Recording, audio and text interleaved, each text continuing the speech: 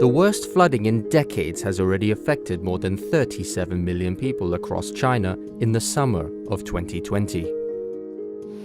The flooding started in the nation's south, with the Guangxi Zhuang Autonomous Region and Guizhou Province becoming inundated in early June. By July 19th, heavy rains had been pounding 27 of China's 31 directly administered provinces. Rising water levels along the Yangtze River have battered cities and villages in dozens of provinces along Asia's waterway. As of mid-July, more than 140 people were reported dead or missing because of the floods.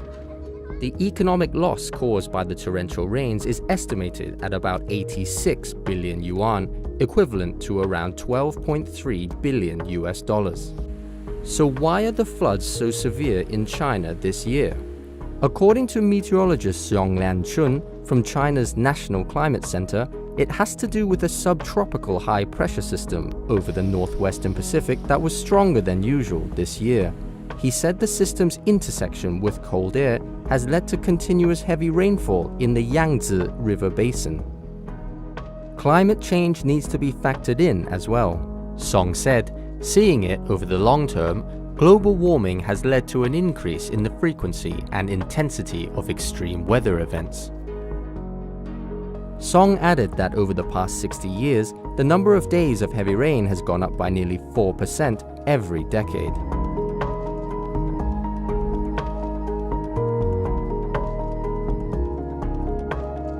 In addition to climate change, human activities in China are blamed for making floods more severe. Decades of land reclamation and dam building have reduced the area and volume of lakes and rivers, reducing the amount of water they can store before they burst their banks. China has always had to cope with flooding. One of the country's worst-known floods was in 1931, when more than 2 million people died. A more recent catastrophic flood was along the Yangtze River in 1998, when over 3,000 people were killed.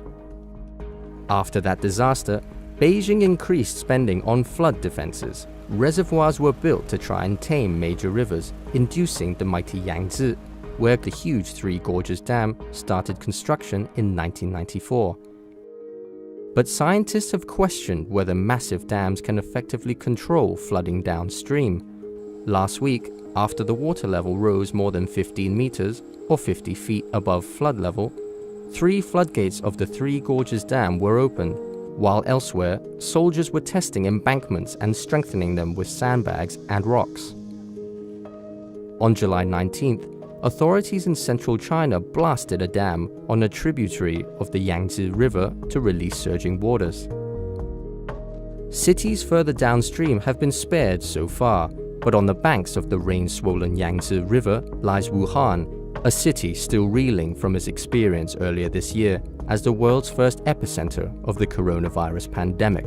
Wuhan is now on high alert for another reason, amid fears that the nearby waterways will continue to rise, bringing more hardship.